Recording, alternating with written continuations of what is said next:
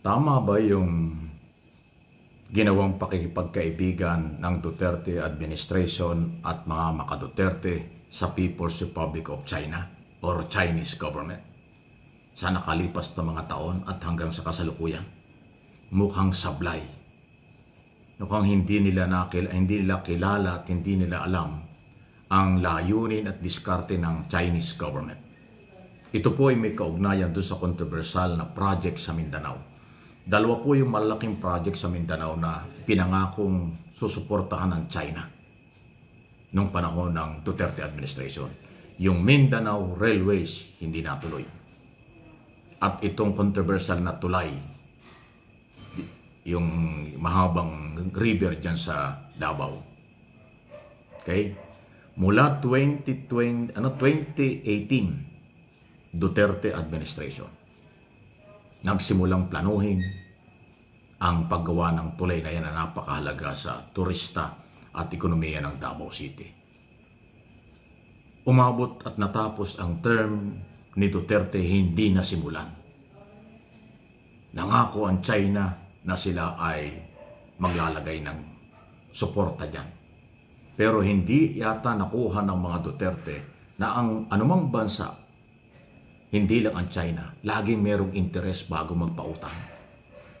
Nagpautang ang China, pero ang gusto ng China, Chinese contractor ang maghawak doon sa construction na yan, ng tulay.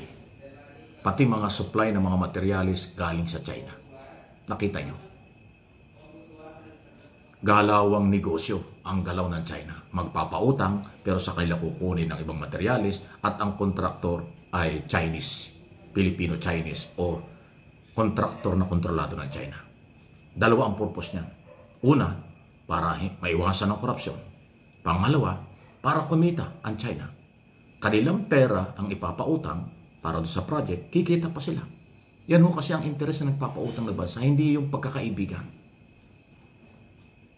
Hindi po nangyari yung gusto ng China.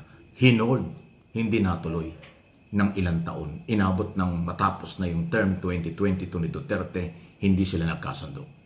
Kasi ang gusto yata ng mga Duterte boys, lalo na DPWS ng panahon yon, under Mark Villar. Siguro kung sino man nag-utos sa kanya, Malacanang din, gusto nila silang maghawak ng halos 4 na bilyong piso na gagamitin sa project na yan. Hindi pumayag ang China sa gusto ng Philippine government, kaya hindi natuloy. So, yun ang aking tinatanong. Talaga bang kinaibigan nila ang China o ang kaibigan nila pang politika, hindi negosyo? Ang China ay nakipagkaibigan sa Duterte administration sa 2 punto. Negosyo at saka yung interest sa West Philippine Sea. Hindi yata nasilip yun ng Duterte government. Ngayon, sa Marcos administration, iba ang galaw. Nanindigan ng Marcos administration sa West Philippine Sea, sa Pilipinas, Pilipino may-ari nito. Alam ng Chinese government yan. Tapos itinuloy, tinrabaho ng Marcos administration mula 2022 at 2023, nagsimula yung project na yan sa Davao, yung paggawa ng tulay, nakakumbinsi at pumayag ang China. Ituloy ang kanilang pagpipinance. Pero maayos na proseso, tamang proseso. Nagkasundo ang Marcos administration at ang Chinese government para dyan sa project na yan. Kaya natuloy ang project ng 2023 at natapos ngayon. Yung tulay, gagamitin na next week, December 15. So tama yung approach ng Marcos administration, business at development. Hindi away, hindi isinakripisyo ang Pilipinas. Kasi kaya ko ito pinapaliwanag, sinasabi ng mga makaduterting saradong isip, banat kayo ng banat sa China, yung pala ang China ang tutulong sa atin. Hindi nyo kasi nakukuha ng kaisipan ninyo dahil kaganon nga ang utak nyo .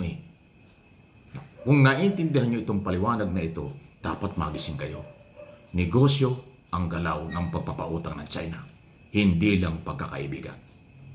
Pumayag ang gobyerno ng Pilipinas, sige, negosyo, pero partner tayo. Kayo magkakapital, kami magpapagawa, walang korupsyon itong paggawang ito. Pero hanggang dyan lang yan sa tulay, hanggang sa business interest nyo. Yung issue ng West Philippine Sea, hindi nyo pwedeng isama dito. Yung issue ng West Philippine Sea, hindi nyo pwedeng ibargain sa amin yan. Amin yan. Yun ang posisyon ng Marcos administration. Walang nagawa ang China. Ituloy ang pagpipinas. Nagawa yan tulay. Pabor ngayon sa mga taga Davao City, Davao Region at lahat ng babakasyon at magninegosyo sa Davao City. Yan ang magandang liderato ni Pangulong Marcos. Hindi itinaya ang property ng bansang Pilipinas. Hindi itinaya, isinuko ang kanyang obligasyon ipaglaban ng West Philippine Sea. Tuloy ang negosyo, may development sa Davao. Doon sa nakaraang gobyerno, ibang approach eh. Gusto negosyo lang. Gusto kumita. Pero kapalit manahimik sa gusto ng China sa West Philippine Sea. O ano nangyari? Wala. Bokya. Kaya yung mga nagpapaliwanag tungkol sa isyong ito ng mga Duterte at mga vlogger below the belt ang kailang mga batiko sa gobyerno, yan ay dahil sa kawalan ng kaalaman. Isa lang alam nila, manira, mag-fake news, mag-intriga, linlangin, ibudol, lukuhin, linlang ang mga Pilipino. Dito sa aking channel, walang ganon. Inalalatag ko sa inyo kung anong nangyari at kayo na ang matalinong makakapag-isip sino ang tama at mali diyan sa nangyari niya. Hindi sinakripisyo ng Pangulong Marcos ang West Philippine Sea, hindi sinakripisyo ang ating prinsipyo, pero natuloy ang project, ngayon pinakikinabangan na. Doon sa nakaraan, ano bang ginawa nila? Wala. At ang matindi rito, habang buhay na. Excuse me po. Ito yung matindi. Habang buhay kayong mai-stress kay Pangulong Marcos. Kasi yung inilagay na tulay dyan, legacy ni Pangulong Marcos. Isipin mo, 6 na taon na presidente si Duterte, walang nagawang malaking tulay sa Davao City. Pero si Pangulong Marcos, 2.5 years lang. Kasi nag-umpisa, 2023, 2020, 2 taon lang. Nagawa na yung tulay. Tapos ang nakalagay dyan, Project President Ferdinand Marcos Jr. So, tuwing kayong dadaan sa tulay na yan, sa tuwing makikita niyo yung tulay na yan ng mga Duterte supporters, may stress kayo.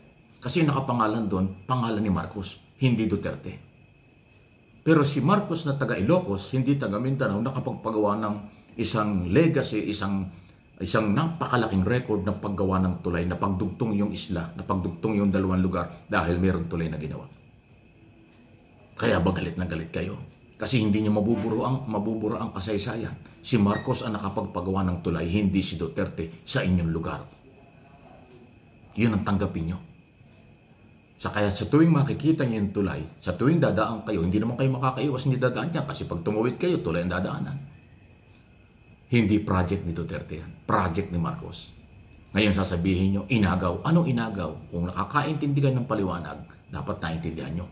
Pero kung saradong isip nyo, hindi ko na pinipilit. Kasi ang makitid, nakaisipan, dahil gusto nilang ipaglaban ng maling sinasabit paniniwala, ay kayo lang yun.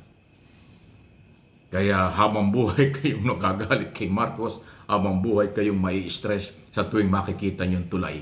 Kasi ang nakaukit na pangalan dyan, Ferdinand R. Marcos Jr. Hindi Rodrigo Roa Duterte ang inyong makikita dyan. At kahit palitan pa ninyo yan, wala rin. Makikita ng turista, kapitalista at lahat ng pupunta at gagamit ng tulay na yan. Ito yung tulay na ginawa ng taga Ilocos, hindi nagawa ng presidenteng taga Davao City. Ganong katinding epekto, makakabaliw yan. Mababaliw talaga kayo pag hindi nyo tinanggap ang katotohanan.